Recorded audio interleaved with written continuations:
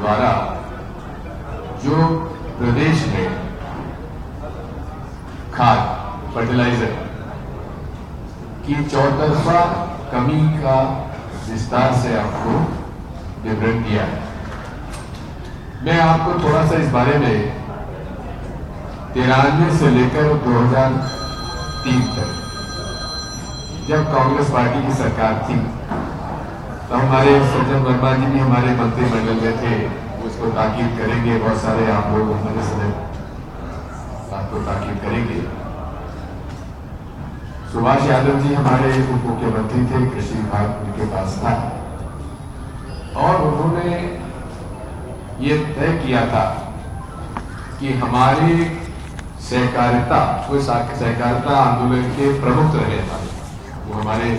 समस्याओं की जितना सहकारिता में सुभाष यादव जी ने काम किया और कहीं भी किया, किसी ने नहीं किया होगा। और मैं तो मुख्यमंत्री के रूप में जहाँ वो सुभाष भाई चाहते थे सहकारिता और कृषि विभाग की कोई मांग आती थी तो मैं जहाँ बताता हूँ बिना पढ़े दस्तखत कर दिया करता था। तो ये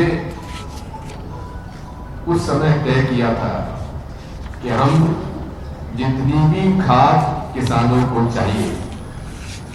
उसको बोनी के पहले सहकारी गोदाम, सहकारी प्राथमिक सहकारी समिति के गोदाम पर बोनी के पहले उपलब्ध करा देंगे और एडवांस लिस्टिंग मतलब कि बोनी के पहले किसानों को सहकारी बैंक के माध्यम से एडवांस लिस्टिंग हो जाती थी और जिस दिन उन्होंने खाद उठाई और जिस दिन उनकी बोनी हुई उसके बीच का जो ब्याज सरकार वहन करती थी किसान पर नहीं लगता था। ये हम लोगों की व्यवस्था थी। उस समय एक उदाहरण भी आप बता दें तो आप जो दंड देंगे मैं भोगने तैयार हूं। जहां कांग्रेस पार्टी के 10 साल में एक बोरी की भी कहीं कालाबाजारी हुई हो या कभी किसी को कुछ दिक्कत आई हो किसान को तो आप जो दंड देंगे मैं भोगने के लिए तैयार हूं।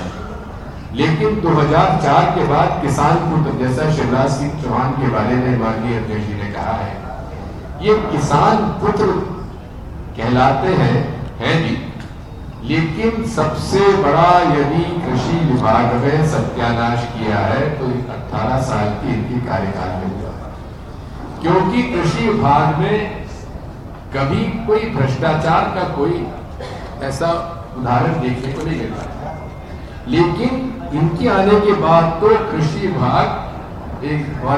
जमाने में जैसे ट्रांसपोर्ट विभाग बड़ा कमाऊ विभाग हुआ करता रहा, आज भी है और वसूली का मुख्य कारण बनता है, तो इसलिए वो पीछे छूट गया, कृषि विभाग आगे हो गया। यहां तक कि ये आप समझ लीजिए कि झूठे आंकड़े देकर इन्होंने हजारों करोड़ का घपला किया है। सब्सिडी डायरेक्ट उन्होंने पट्टी बता दी और किसानों के फर्जी नाम डाल दिए। उसके हम लोग जानकारी एकत्रित कर रहे हैं, उसकी अगली बैठक कभी हमारी होगी तो इस पर भी हम बात करेंगे कि किस प्रकार भारतीय जनता पार्टी के सरकार में जो ऑर्गेनिक कॉटन और ऑर्गेनिक हमारे जो एग्रीकल्चर कमोडिटी है, किस तरह से फर्जी ऑर्गेनिक बताकर हजारों करोड़ का उन्होंने जो डायरेक्ट ऑर्गेनिक पैदा करने के लिए ग्रांट मिलती है उसको भी उन्होंने कमाया। अब जैसा कि जीतू जी ने बताया कि इनके आने के बाद जो हम लोगों की व्यवस्था थी कि 100% खाद सहकारी गोदामों से बचेगी, उसको बदल दिया और लगभग 40 से 50% जो खाद का कोटा आता है वो प्राइवेटों को सौंप दिया, प्राइवेट पार्टीज को सौंप दिया और उस पर कोई नियंत्रण कहीं नजर नहीं आता। आज सबसे बड़ा घोटाला यही है कि लाखों टन खाद जो कि सहकारिता के माध्यम से बिना किसी काला बाजारी के बढ़ जाया करता था एडवांस में, आज वो पूरा का पूरा खाद जो है खुलेआम काला बाजारी उसमें हो रही है। केवल 24 घंटे पहले मैंने एक फेसबुक पे कमेंट डाला कि आपको अगर कोई भी जानकारी हो तो मुझे भेज दीजिए। लगभग 500 से ज्यादा हर जिले से कमेंट आए हैं कि क्या खाद की कीमत यह है, यूरिया की और डीएपी की कीमत यह है, और बाजार में खाद डीएपी इस कीमत में व्यापारियों द्वारा बांटा जा रहा है, जिसका उल्लेख किया कि वो भाजपा का कार्यकर्ता नेता ही निकला जो कालाबाजारी कर रहा था। अब बात ये आती है कि अभी डीएपी की कमी है। अच्छा, डीएपी की कमी इसलिए है क्योंकि ये डीएपी खाद बोनी के समय बीज के साथ डाला जाता है, और यूरिया जो है वो स्प्रेइंग में नाइट्रोजन के लिक्विड नाइट्रोजन का जाता है। अब क्या है कि एक और ये केंद्र सरकार का ये आदेश है, ये आदेश है 17 नवंबर 2022 का, कि ये देखने में आ रहा है कि खाद के विक्रय में जबरदस्ती किसानों से वो सामान भी खरीदने के लिए बाध्य किया जा रहा है जो कि नॉन फर्टिलाइजर है, जो कि फर्टिलाइजर है ही नहीं। कई जगह तो उन्होंने मार्केटिंग के हिसाब से अन्य वस्तुओं को भी कहा जाता है कि तुम हमारे को हम तुमको इतनी खाद तब देंगे जब इतना सामान इसके अलावा तुम खरीदो, जो कि केंद्र सरकार के आदेशों का उल्लंघन है। लेकिन जैसा कि माननीय अध्यक्ष जी ने कहा है, इसको टैगिंग क्यों बोलते हैं? टैगिंग का मतलब यह है कि ये खाद के साथ ये सामान भी खरीदो। वो मुख्यमंत्री जी और शिवराज सिंह चौहान जी जब ये आदेश आया था तब आप ही मुख्यमंत्री थे, उसका उल्लंघन आपने खुद ने किया है। और आज तो आप खुद कृषि मंत्री हैं, और आपके राज्य में आपने कृषि मंत्रालय को लूटा मध्य प्रदेश में, अब पूरे देश को आप कृषि मंत्रालय के माध्यम से लूटने तैयार हो गए हैं। और इसकी पूरा मोदी जी न खाओगे न खाने दूंगा, अब थोड़ा बहुत नजर शिवराज सिंह चौहान के मंत्रालय पर जरूर रखिएगा। साथियों, जैसा कि माननीय अध्यक्ष जी ने कहा है कि जितनी हमको आवश्यकता है उतनी डिमांड हम लोगों ने ले दी है। दूसरा, मध्य प्रदेश में जो वास्तविक डिमांड होना चाहिए उसकी तुलना में कम डिमांड की है। 8 लाख में यही नहीं है, जो एपीसी की मीटिंग होती है, एग्रीकल्चर प्रोडक्शन कमिश्नर जो है अलग अलग संभाग में मीटिंग लेता है, वहां ही उनको कहा गया था कि भाई डीएपी नहीं मिल रहा है और डीएपी के बजाय तुम एनपीके खरीदो। एनपीके और का मतलब क्या है? डीएपी का मतलब है डाई अमोनियम फॉस्फेट, और एनपीके होता है नाइट्रोजन, फॉस्फेट और पोटेशियम। तो एनपीके का यदि मिश्रण खाद बांटोगे तो डीएपी से ज्यादा महंगा पड़ता है, और डीएपी का जो स्ट्रेंथ है उससे काफी कम है। इसलिए किसानों के हित में नहीं है कि वे एनपी का मिश्रण खाद, और एनपी के खाद के मिश्रण की क्वालिटी इतनी कम है, मैं तो कहता हूं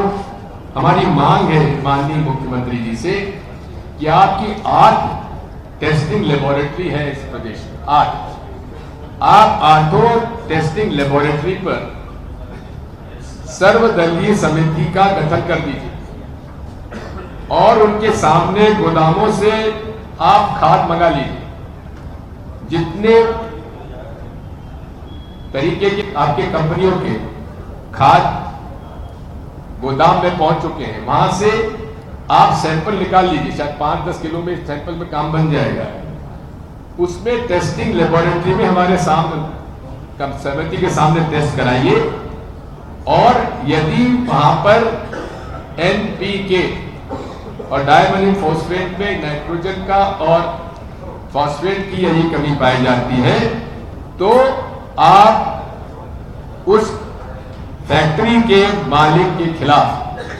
आप आपराधिक प्रकरण कायम करेंगे कि नहीं करेंगे, हम आपसे पूछना चाहते हैं। अब ये एक उदाहरण मैं आपको देता हूं राजगढ़ जिले का। राजगढ़ जिले में वहां के जिला कलेक्टर महोदय ने एक सहकारी समिति के गोदाम का खाद का टेस्टिंग कराया, और उसमें टेस्टिंग में जो 20% से ज्यादा वहां का स्ट्रेंथ होना चाहिए वो केवल 4% पाई गई, यानी कि 1/4 भी नहीं। लेकिन ये भी एक अजीब बात है कि उस बेचारे समिति के सहकारी समिति के मैनेजर के खिलाफ प्रकरण दर्ज हो गया, जबकि कंपनी ने किनकी बोरी बेच वो दे रहा था। अब मैं तो जिला प्रशासन से कहूंगा कि भाई कंपनी से ऐसी आपकी क्या मुलाकात है, कौन सा आपको महीना बंधा हुआ है या सीजन बंधा हुआ है जिसकी वजह से कंपनी के खिलाफ आपने कोई कार्रवाई नहीं की, बेचारे समिति के मैनेजर को आपने जेल भेज दिया। बात वही है, पूरे तरीके से हमारा ये आरोप है और विस्तार से आपको ये दिया गया है, इसमें सारी बातें हैं। और इसमें एक और खास बात जो मैं आपके सामने देना चाहता हूं कि कृषि मंत्री जी हमारे मुरैना जिले के हैं, और मुरैना जिले के अंदर ही वहां केवल 33% खाद की पूर्ति हो रही है, और आप समझ सकते हैं कि उनकी क्या हालत होगी जब वहां के मुरैना के किसान उनको जाके घेरेंगे कि मंत्री जी हमें खाद दिलवा दो। हमारे माननीय केंद्रीय मंत्री ज्योतिराज सिंधिया जी ने कहा कि हम 1300 टन खाद स्पेशली शिवपुरी पहुंचवा रहे हैं,